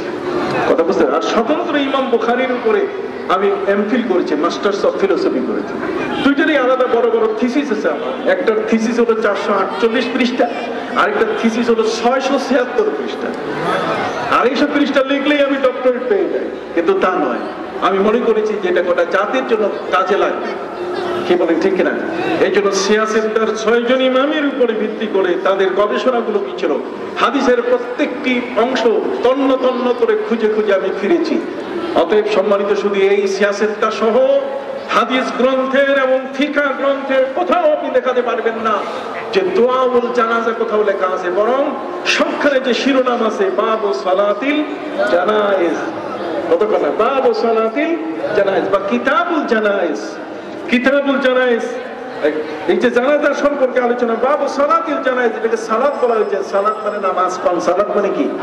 ওই সিটাকাকার চট্টগ্রামের মতো। কথা বুঝতে পারছেন? এখন যদি বল না না আপনি নামাজ বলবেন না, সালাত বলবেন না, আগলাতুল আওয়ামে ফাসিহাতু, সাধারণ মানুষ যেটা উচ্চারণ করেন এটাই তার ভাষা। নতুন করে আপনি এখানে যোগ করতে যাবেন না, যোগ করতে গেলেই তখন মানুষ ফাসাদে পড়ে যাবে। এগুলো আপনাকে বুঝতে হবে। যাই হোক, আমি যে কথাটি বলতেছিলাম সেটা একটু বলে নেই। এটা হলো ইলমে মারিফতের কথা বলতেছি।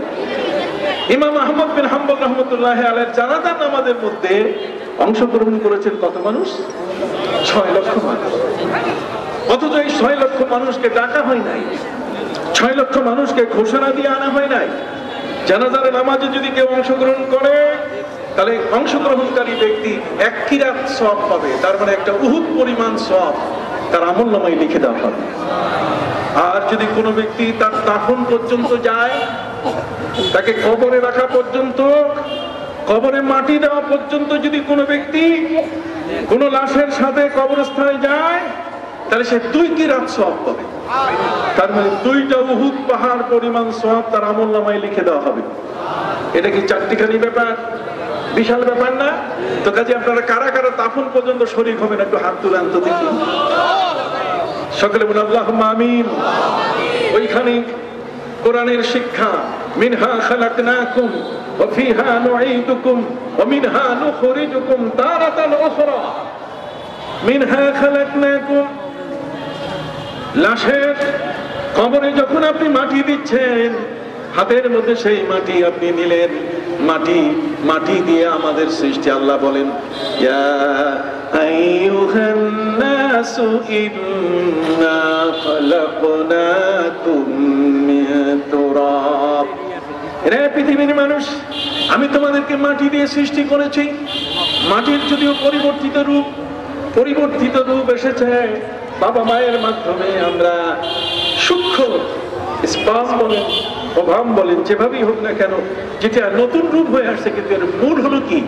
মাটি। কথা বল, ইন্না খালাকনাকুম মিন তুরাব।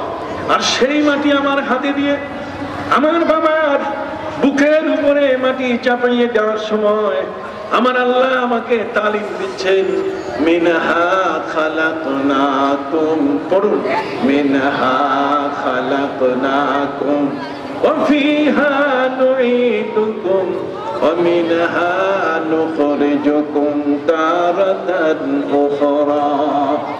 কত বড় ঘোষণা আপনি কল্পনা করতে পারেন?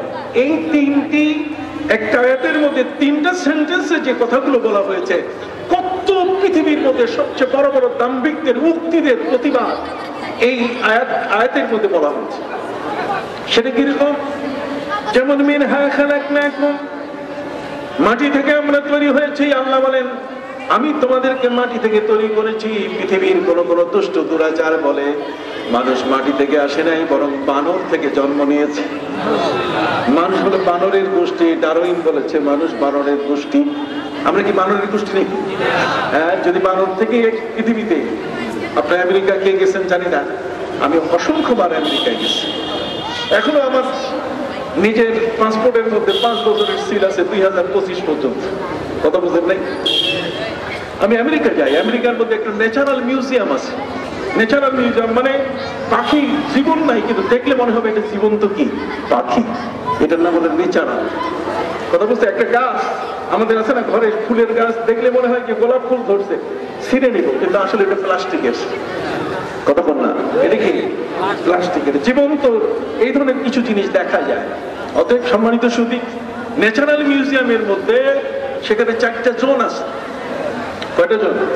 আমেরিকান জোন, ইউরোপিয়ান জোন, কতক্ষণ না, এশিয়ান জোন, আফ্রিকান জোন, 4টা জোন আছে সেখানে।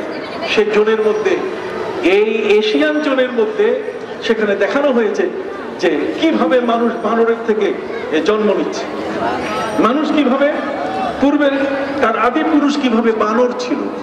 এটা মিথ্যা কথা, যেটা বলেন কি মিথ্যা কথা। আমরা বাবা আদম থেকে এসেছি। ইয়া আইয়ুহান নাসু তাকু রাব্বাকুমুল্লাযী খালাকাকুম মিন নাফসিন ওয়াহিদা।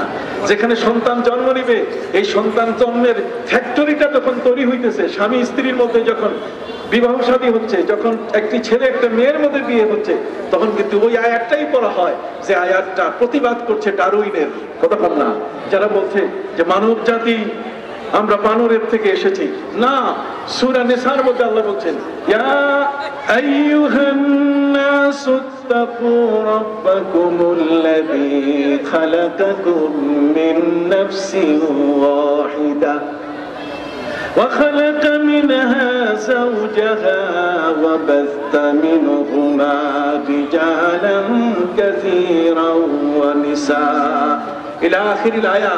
এই জন্য বিয়ের মজলিসে আমরা এটা করি, তেলাওয়াত করি, যাতে করে এই আকীদা বিশ্বাসটা আমাদের প্রতিষ্ঠিত হয় যে আল্লাহ তাআলা আমাদেরকে আদম আলাইহিস সালাম থেকে সৃষ্টি করেছেন। কি বলেন ঠিক না? আদম থেকে মা হাওয়া, এবং সেখান থেকে আমাদেরকে সৃষ্টি করেছেন। আকীদা বিশ্বাসটা যেন ঠিক থাকে। কথা কি বুঝতে পারছেন? এখন আসুন, মিনহা খালাকনাকুম, আল্লাহ বলেন আমি তোমাদেরকে মাটি দিয়ে সৃষ্টি করেছি। ওয়া ফিহা নুঈদুকুম, মাটির মধ্যে তোমাদের প্রত্যাবর্তন করাবো। ওয়া মিনহা নুখরিজুকুম তারাতান উখরা, আবার তোমাদেরকে মাটিতে পচে সরে যাওয়ার পর আবার তোমাদেরকে সেখান থেকে আমি বের করব। পৃথিবীর বেঈমান যারা, তারা বলছে না, এটা মিথ্যা কথা, মানুষ মরে গেলে পরে আবার ফিরে আসবে না। তবে হ্যাঁ, এই সম্পর্কে বিভিন্ন ধরনের উক্তি আছে। কেউ কেউ পুনর্জন্মবাদী যারা, কতক্ষণ পুনর্জন্মবাদী বুঝেন? মানে মরার পরে আবার জন্ম নেয়, মরার পরে একটা রুহেই আবার জন্ম নেয়। যেমন কবি জীবনানন্দ দাশ, তিনি কবিতা লিখেছেন, আবার আসিব ফিরে ধানসিঁড়িটির তীরে এই বাংলায়, হয়তো বা মানুষ নয় শঙ্খচিল হয়ে শালিকের বেশে। তার মানে কবি জীবনানন্দ দাশ তিনি পুনর্জন্মবাদী। তিনি বলছেন তার স্ত্রীকে, আমি মরে গেলে তুমি কাঁদবে না, খবরদার, একবারও চোখের পানি ফেলবে না। কেন? আবার ফিরে আসবো, আমি মরে গেলে গেলাম, তারপর তো আবার ফিরে আসবো। তাহলে স্বামী, তোমার কোন জায়গায় দেখা পাবো কও? তোর স্বামী বলছে ধানসিঁড়ি নদীর পাশে। তাহলে কি রূপে তোমাকে দেখবো? মানব রূপে? না, কাউয়া কাক রূপে দেখবে।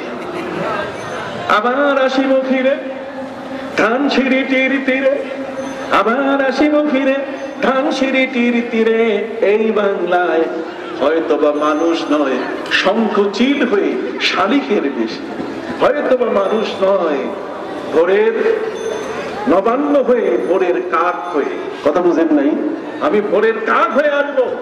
তাহলে দেখেন, পৃথিবীতে পুনর্জন্মবাদী। আর এটাকে প্রতিষ্ঠিত করেছে ক্ষুদিরাম। কে? ক্ষুদিরাম তার মাকে বলছে, একবার বিদায় দাও মা ঘুরে আসি, একবার বিদায় দাও মা ঘুরে আসি, হাসি হাসি পড়ব ফাঁসি দেখবে ভারতবাসী, একবার বিদায় দাও মা ঘুরে আসি। এগুলো পথ আকীদা, এগুলোর মাধ্যমে আমাদের দৃষ্টিভঙ্গি নষ্ট করতে চেয়েছে। তার মানে মরার পরে আবার পৃথিবীতে ফিরে আসবে, কেউ কাক হয়ে, কেউ শালিক হয়ে, কেউ পৃথিবীর মধ্যে শঙ্খচিল হয়ে আসবে। নাউযুবিল্লাহি মিন যালিক। আছে না এর প্রবক্তা? সম্মানিত সুধী, যারা চরম কাফের, পরকালকে বিশ্বাস করে না, তাদের মধ্যে একজন হলো শেক্সপিয়ার। নাম কি? আপনার কথা না বললে হবে না, এটা কথা বলো। নাম কি? শেক্সপিয়ার বলছে দুনিয়াটা মস্ত বড়, খাও দাও ফুর্তি করো, পৃথিবীটা বিশাল, এটা এনজয়ের জায়গা, এটা পেট তাজা করার জায়গা, এটা শুধু চর্বি বাড়াবার জায়গা। যা মন চায় তাই খাও, ইজ্জত নষ্ট করো, সম্মান নষ্ট করো, যা মন চায়। তোমার জীবনের স্বাদ আনন্দ, নাটক, নোবেল, থিয়েটার, ওই যে কি বলে জলসা, আর অন্যান্য জি বাংলা ওই সব দেখো, কোনো অসুবিধা নেই। দুনিয়াটা মস্ত বড়, খাও দাও কি ফুর্তি করো। আমি শেক্সপিয়ারের বাড়িতে গেছি লন্ডনে। আমি কোথায়? শেক্সপিয়ারের বাড়িতে গেছি। জনাজীর্ণ হয়েছে তার বাড়ি। আমি আর কবি রুহুল আমিন খান দুইজনে মিলে একসাথে, এই দুইজনে মিলে আমাকে জামাই বলেন, আমি ওনাদের শ্বশুর বলি। কথা বুঝেন নাই? এই দুইজনে মিলে আমরা লন্ডনে থাকবো। এই লন্ডনে যাওয়ার পরে উনি তো আমাকে বাবা বলেন, আমি তারে বাবা কই, আর উনিও আমার জামাই কয়।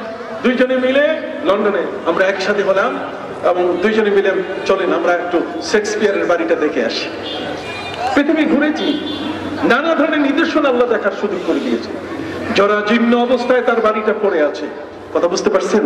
সেই লোকটা বলেছে যে পৃথিবীটা মস্ত বড়, কতক্ষণ না খাও দাও ফুর্তি করো, এনজয়ের জায়গা, শুধু এখানে আনন্দ আনন্দ।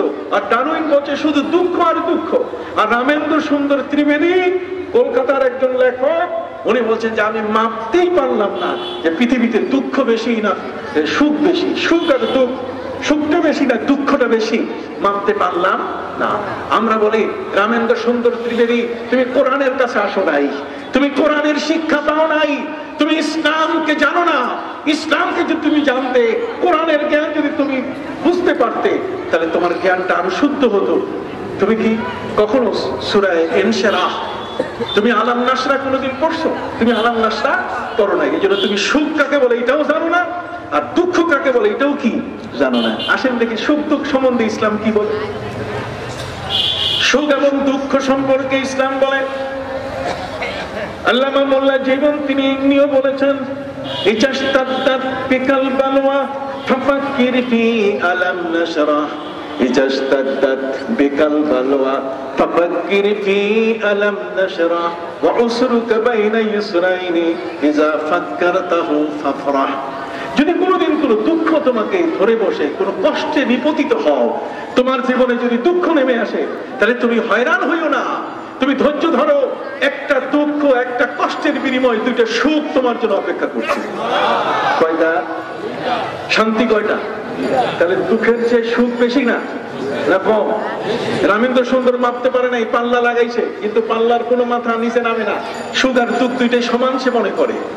কিন্তু আমার ইসলাম বলছে না, তুমি যদি ধৈর্যটাকে মেনে নিতে পারো, وَلَنَبْلُوَنَّكُمْ بِشَيْءٍ مِّنَ الْخَوْفِ وَالْجُوعِ وَنَقْصٍ مِّنَ الْأَمْوَالِ وَالْأَنفُسِ وَالثَّمَرَاتِ وَبَشِّرِ الصَّابِرِينَ। ধৈর্যের সাথে আল্লাহর মহাপরীক্ষায় যদি তুমি উত্তীর্ণ হও, তাহলে তুমি দেখবে একটি সুখের বিনিময় কি, একটি দুঃখের বিনিময় কি, দুইটা সুখ। কোরআনে আল্লাহ বলছেন, ওমা ইউহাজির ফি সাবিলিল্লাহ, যে ব্যক্তি আল্লাহর রাস্তায় হিজরত করে, দুঃখ কষ্ট তার সমস্ত মাল সম্পদ রেখে দিয়ে, আল্লাহ বলছেন ইয়াজিদ ফিল আরদি মুরাগামান কাসীরান ওয়া সাআ। কথা বুঝেন নাই? সে আল্লাহর যে ভূমিতে সে যাবে, সেখানে আল্লাহ তাআলা তাকে এত বেশি পরিমাণ শান্তি দান করবেন। ইয়াজিদ ফিল আরদি মুরাগামা, মুরাগামা শব্দের অর্থ মহাশান্তি, মহাশান্তি দান করবেন। ওয়া সাআ, এবং এত প্রশস্ততা দিয়ে দিবেন যে দুঃখটাকে সে ভুলে যাবে।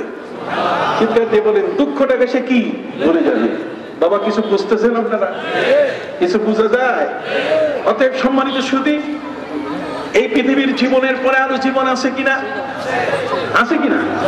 যদি না থাকতো তাহলে জীবনে কোনোদিন কবি জসিমউদ্দিন তার নাতিকে নিয়ে দাদির কবর দেখিয়ে তিনি চোখের পানি ফেলতেন না। তিনি বলেছেন, ওইখানে তোর দাদির কবর, ডালিম গাছের তলে 30 বছর ভিজিয়ে রেখেছে দুই নয়নের জলে। তারপরে দাদি এখনো পৃথিবীতে আসে নাই। তিনি জানেন, তিনি বিশ্বাস করেন যে দাদি আর পৃথিবীতে ফিরে আসবে না। কাজে জীবনানন্দ দাশ আর ক্ষুদিরামের বক্তব্য শুদ্ধ নয়। কত কথা শুদ্ধ নয়। কবি দিয়ে কবিকে ঠেকাইতেছি, দলিল দিতেছি না। একজন কবিকে দিয়ে আরেকজন কবিকে কি করতেছি? ঠেকাইতেছি। কথা বলেন নাই তো? কাজে সম্মানিত শুধু এখন আসেন কোরআনের কথা। কোরআনের মধ্যে কাফের যারা, কাফের কাকে বলে? কাফের মানে নাই, কিছুই নাই। কাফের মানে জিরো। কাফের শব্দের অর্থ নেগেটিভ। কতক্ষণ না নফি, নফি একটা আছে নফি, এটা কি ইসবাত। বলেন না নফি ইসবাত, সবাই বলেন নফি ইসবাত। বলেন নফি, বলেন কি নাই, নাই। এখন কাকে বলে আমি একটু বলি, আপনারা সবাই আমার সাথে বলেন। নফি মানে নাই, তার মানে লা ইলাহা, লা ইলাহা, এটা নফি, তার মানে কোন ইলাহ নাই। কতক্ষণ না লা ইলাহা এরপরে ইসবাত, তার মানে পজিটিভ, ইল্লাল্লাহ, কে আছে? আল্লাহ।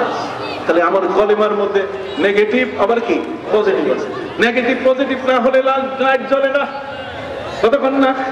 লাল আর সবুজ একসাথে হলে লাইট জ্বলে। নেগেটিভ আর পজিটিভ এই কলেমাটা যখন কোনো ব্যক্তি পড়ে তখন তার কলমের মধ্যে ঈমানের নূর জ্বলে ওঠে। এই জন্য পীর মাশায়েখ ওলিয়া উলিয়া তার এই কালেমায় তাইয়্যিবার তারা সবক দেন, এই কালেমা তাইয়্যিবার জিকির তারা শিখান। কি করেন? আর ওই মৌলবী দাম্মামে বসে বলতেছে এইগুলা নাকি নাই। কতক্ষণ? মৌলবী দাম্মামে বসে বলতেছে আমাদের জিকির আজকার নাকি এগুলো কিছুই নাই। আরেকজন বলতেছে আল্লাহর নামে জিকির করতে হবে, কোরআনে কোথাও নাই। এ আবার ফ্ল্যাটও পায় আবার গাড়িও পায়। কি বলেন ঠিক? সম্মানিত সুধী ভাইদের খেদমতে আরজ করতে চাই, কোরআন সঠিকভাবে বুঝতে গেলে ইমাম আহমদ বিন হাম্বলের ওই জীবনীতে পড়তে হবে যে যার জানাজার নামাজের মধ্যে শরীক হয়েছেন কত লোক? 6 লক্ষ। 6 লক্ষ মানুষ একটা জানাজায় কাউকে ডাকা হয় নাই, আমন্ত্রণ জানানো হয় নাই। কোনো মেঠোফোন ছিল না, কোনো নেট ছিল না, কোনোভাবে সারা পৃথিবীতে ছড়িয়ে দেওয়ার মধ্যে কোনো ফেসবুক ছিল না, ইউটিউব ছিল না, টুইটার ছিল না, কিছুই ছিল না। অথচ সারা পৃথিবীর বিভিন্ন অঞ্চলের মানুষ, কালো সাদা বিভিন্ন বর্ণের মানুষ, বিভিন্ন ভাষাভাষীর মানুষ তার জানাজায় শরীক হয়েছেন। 6 লক্ষের মতো এত বিশাল জানাজা, সেই সময়কালের বিরল একটি ঘটনা। 12.5 লক্ষ হাদিসের হাফেজের জানাজার নামাজে এতগুলো মানুষের অংশগ্রহণ। জানাজার নামাজ শেষ হয়ে গেল, ইমাম আহমদ ইবনে হাম্বল রাহমাতুল্লাহ আলাইহিকে দাফন করা হলো। দাফন করার পরে এই 6 লক্ষ মেহমান, বিদেশি মেহমান কি করে তারা আসলেন? ফিলিপাইন থেকে। কত কথা? ফিলিপাইন থেকে, ম্যানিলা থেকে বাগদাদ পর্যন্ত যাওয়া সেই সময়কালে কম কথা। যখন এই ধরনের উন্নত মানের যানবাহন ছিল না, তখন আল্লাহ পাক রব্বুল আলামিন তার প্রিয় বান্দা ওলিদের জন্য যানবাহন ব্যবহার করেছেন। কেউ তো মাছের পিঠে সোয়ার হয়ে দেশে এসেছেন। আল্লাহ সুবহানাল্লাহ। প্লেন ছিল না সে দেশে, হেলিকপ্টার ছিল না আসার।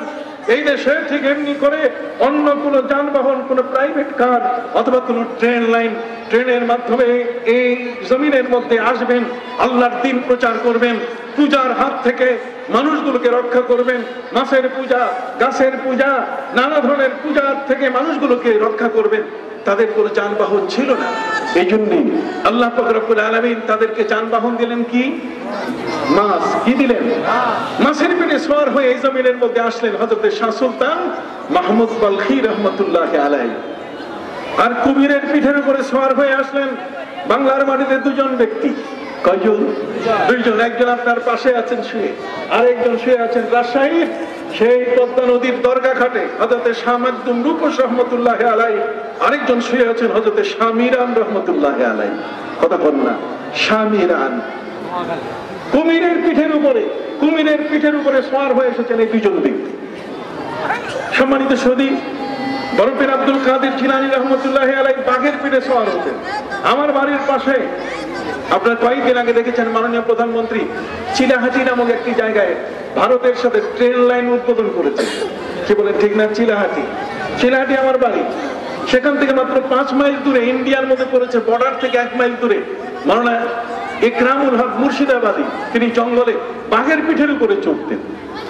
তাহলে আপনি যেটাতে জীবনে চড়তে পারেন নাই, আল্লাহর ওলিদেরকে আল্লাহ তাআলা এগুলোতে চড়াইয়া মানুষকে দেখাই দিয়েছে যে আসলে জগতের মধ্যে আল্লাহ তাআলা তাদের ক্ষমতা কত বড়। বাঘ তাদের কাছে মুরিদ হয়েছে, কতক্ষণ না? সাপ তাদের কাছে এসে মাথা নুয়ে ঝুঁকে দিয়েছে। ঠিক এমনি করে সৃষ্টির প্রত্যেকটা, যখন আল্লাহর রাসূলের কোন সাহাবী কখনো কোনো জায়গায় যেতেন, বিশেষ করে হুনাইনের যুদ্ধের মধ্যে, সেখানে সাহাবীদের এক দল যখন থাকার জায়গা পাচ্ছিলেন না, তখন জঙ্গলের বাঘ, সিংহ, জঙ্গলের সাপগুলোকে লক্ষ্য করে তিনি বলেছেন, ইয়া আইয়াতুল হাশারাত উখরুজু মিনহা, এই জঙ্গলের সব বাঘ, বাঘিনী এবং সাপ, তোমরা যে যেখানে আছো জঙ্গল ছেড়ে দাও। নাহনু মিন আসহাবি রাসূলিল্লাহ সাল্লাল্লাহু আলাইহি ওয়াসাল্লাম, আমরা হলাম নবীজির সাহাবী, তোমরা বের হয়ে যাও। তখন দেখা গেছে সিংহী তার শাবককে নিয়ে, সাপ তার ডিমকে নিয়ে ওই জমিন থেকে সবগুলো জঙ্গল খালি করে দিয়েছে নবীর সাহাবীদের থাকার জন্য। যেরকম সুবহানাল্লাহ। সেই ইতিহাসকে আমরা ভুলে গেছি। জোরে বলেন, সেই ইতিহাসকে আমরা ভুলে গেছি। সেই ইতিহাস ভুললে চলবে না। কাজে এই পীরের দরবার, এই সকল হক্কানি দরবারে আসবেন, যে সকল হক্কানি দরবারে যেখানে সিলসিলা ঠিক আছে, কতক্ষণ না, আমি কি নকল কফিলউদ্দিন সরকার আসছি নাকি? আমি কি নকল কাফিলউদ্দিন সরকার? আমি আসল, আমি অরিজিনাল, কিন্তু প্রচার করা হয়েছে আমি নাকি নকল। কথা বুঝেছেন? আমি আসবো না, আরেকজন আসবে, এটা মিথ্যা কথা। কতক্ষণ না, এগুলো মিথ্যা কথা। আমার নকল কেউ আছে বাংলাদেশে, এটা আমার জানা নাই। কথা বুঝেন নাই? আমার নকল আর কেউ আছে জানা নাই। কি বলেন, ঠিক না?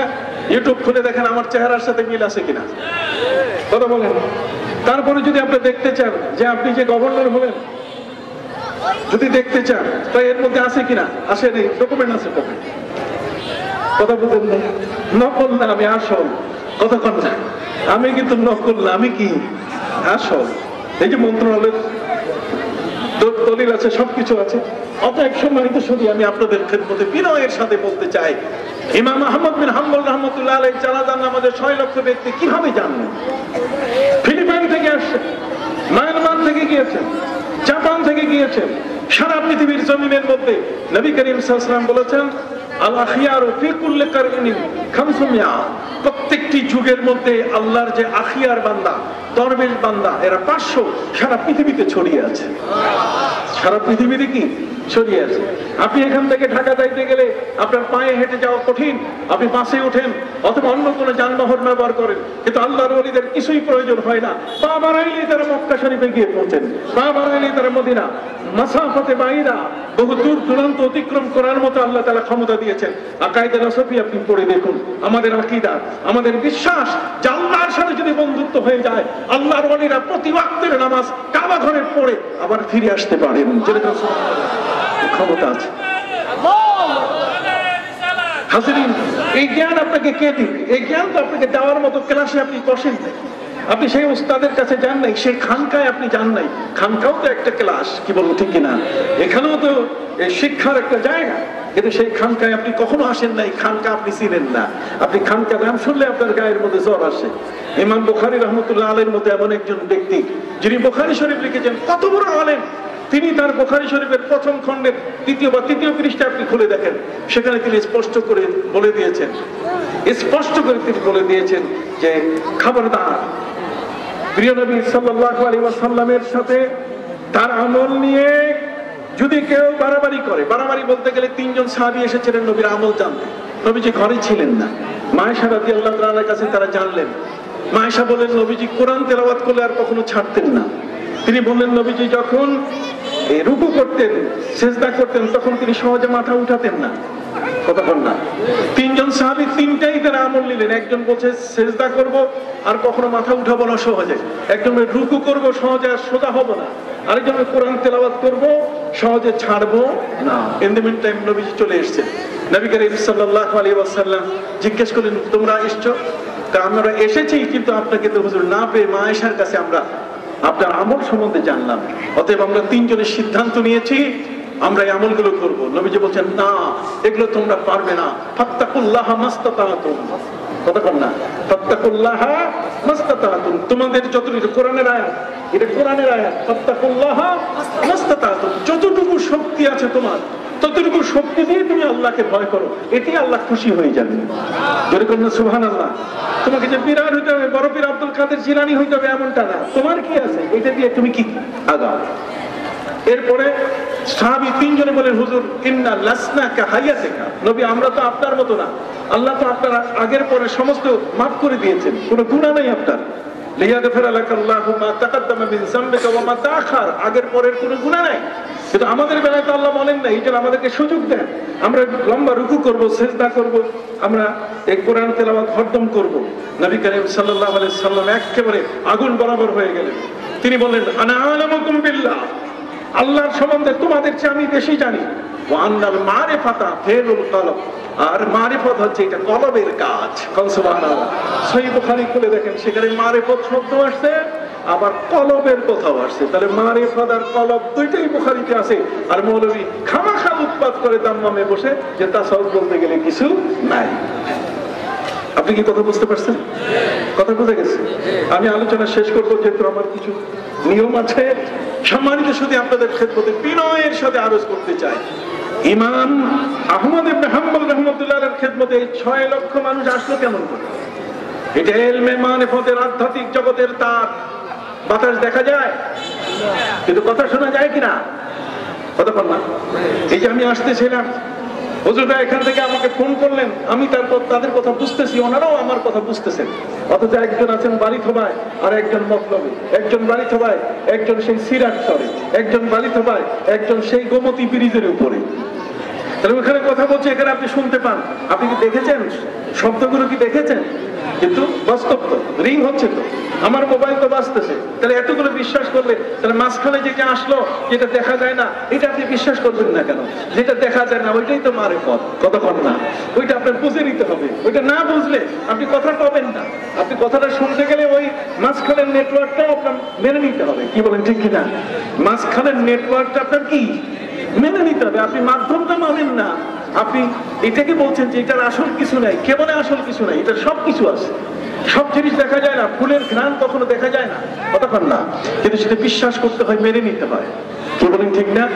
রূহ কখনো দেখা যায় না, কিন্তু রূহ না থাকলে মানুষ আর বাঁচে না। সুবহানাল্লাহ বলেন।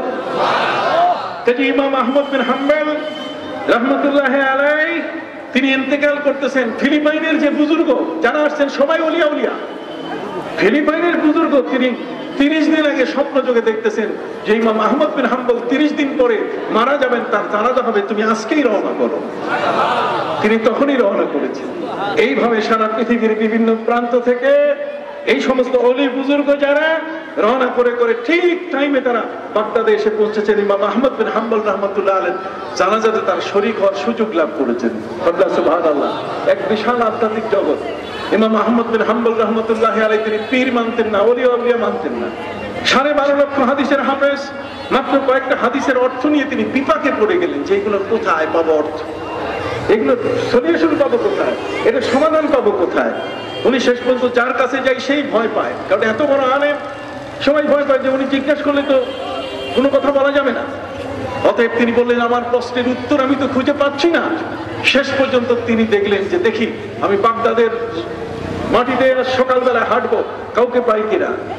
তিনি সেখানে পেয়ে গেলেন আবু হামজা নামে একজন বুজুর্গ। নাম কি? আবু হামজা, যার সম্পর্কে ইমাম আবু হানিফা রাহমাতুল্লাহ আলাইহি বলেছেন যে বাগদাদের জমিনের মধ্যে যদি কোনো শ্রেষ্ঠ বুজুর্গ থাকে তার নাম কি? আবু হামজা। সম্মানিত সুধী, হযরত ইমাম আহমদ বিন হাম্বল রাহমাতুল্লাহ আলাইহি তিনি তাকে দেখে মনে হয় তিনি এই বিশাল সূর্যের কাছে একটা ছোট্ট প্রদীপ নিভে যাওয়ার মতো। কতটা এই বুজুর্গের কাছে তিনি মনে হয় নিভে যাওয়ার মতো একটা ছোট্ট একটা ল্যাম্প বাতির মতো হয়ে গেলেন, আর বুজুর্গ হয়ে গেলেন বিশাল উজ্জ্বল এক সূর্যের মতো। উনি বলছেন যে আমি তার দিকে তাকাবার সাথে সাথে আমার সব আমি বিপন্ন হয়ে গেলাম। আমি কি ওনাকে প্রশ্ন করব এটাও কিং কর্তব্য বিমূঢ় হয়ে গেলাম। আমি শেষ পর্যন্ত আমার প্রশ্ন যখন করলাম যে আমি এই অর্থ বুঝতেছি না, আমি বলা শেষ করি নাই তার আগে তিনি উত্তর দিচ্ছেন। আমি বলা শেষ করি নাই তার আগে তিনি কি দিচ্ছেন? উত্তর দিচ্ছেন। আমি অবাক হয়ে গেলাম, কিরে আমার চেয়ে তো বড় আলেম উনি। আমি প্রশ্ন শেষ করি নাই তার আগে তিনি কি দিচ্ছেন? উত্তর দিচ্ছেন। ইমাম আহমদ বিন হাম্বল রাহমাতুল্লাহ আলাইহি তার সকল বিষয়ের সমাধান নিয়ে যখন ঘরে ফিরলেন, ঘরে ফেরার পরে তিনি তার ছেলেকে বলছেন, ইয়া ওয়ালাদি, ইয়া আমার প্রিয় পুত্র, ইত্তাবি মিন হাউলাইল্লাযিনা যাদু আলাইনা বিল ইলম। তুমি এখন থেকে পীরের দরবারে যাবা, এখন থেকে এই দরবারে যাবা। পীররা হলেন লক্ষ কোটি আলেমের চেয়ে বেশি জ্ঞান। ইত্তাবি মিন হাউলাইল্লাযিনা যাদু আলাইনা বিল ইলম, আল্লাহর ওলিদের ইলম আলেমদের চেয়ে বেশি, আলেমদের চেয়ে কি বেশি। ইমাম আহমদ বিন হাম্বলের কথা তিনি বলছেন, ওয়াহুম উলুল হিম্মা। উলুল হিম্মা মানে তাদের বুকের সাহস এত বড় যে গোবিন্দ রাজের সাথে সেখানে যুদ্ধ করে সেই জায়নামাজ বিছাই দিয়ে নদী, সিলেটের নদী পাড়ি দিয়েছেন। কি বলেন, ঠিক না? তাদের বুকের সাহস এত বড়। জহদ, এবং তাদের মধ্যে সেই জহদ, দুনিয়া বিমুখতা, টাকা পয়সা, গেরদা, বাড়ি গাড়ি, এগুলো তাদের জীবনে প্রয়োজন নয়, বরং আল্লাহর দ্বীনকে প্রচার করাই হলো তাদের কি উদ্দেশ্য। এই ধরনের মহান ব্যক্তি এই বাংলার জমিনের মধ্যে এসেছেন। কথা বল না, তাদের মাধ্যমে আজকে দিন আমরা পেয়েছি, আলহামদুলিল্লাহ। নতুন করে মোল্লা যারা আসছে, নতুন করে যারা আজকে বক্তব্য শোনাচ্ছে, বুকে হাত বাঁধতে হবে, আমিন ধরে পড়তে হবে, সূরা ফাতিহা ছাড়া নামাজ হবে না। এরা হলো নতুন ফকির। কথা বল না, এরা নতুন, এমনি পুরাতন ফকির বাদ পায় না, আর নতুন গুলো এসে ডিস্টার্ব করতেছে। কথা বল না। সম্মানিত শুধু আপনাদের ক্ষেত্রে আরজ করতে চাই, এটি একটি উদাহরণস্বরূপ বললাম, এটা দলিল নয়।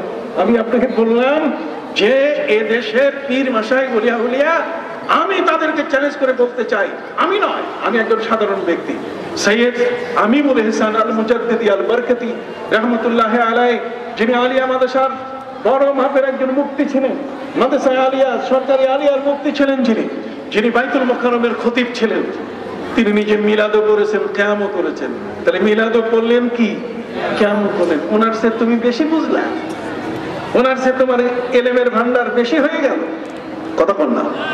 এদেশে সরসিনা দরবারের হযরত শাহ সুফি নিসারউদ্দিন রহমতুল্লাহ আলাইহি, আবু জাফর মুহাম্মদ সালেহ রহমতুল্লাহ আলাইহির মতো ব্যক্তি, তারা মিলাদও করেছেন, কিয়ামও করেছেন। যদি মিলাদ কিয়াম বেদাতি হতো, বেদাতি তো কোনোদিন ওলি হতে পারে না, কতক্ষণ। অথচ তার কি ওলি, জোরে বলেন, তারা কি ওলি।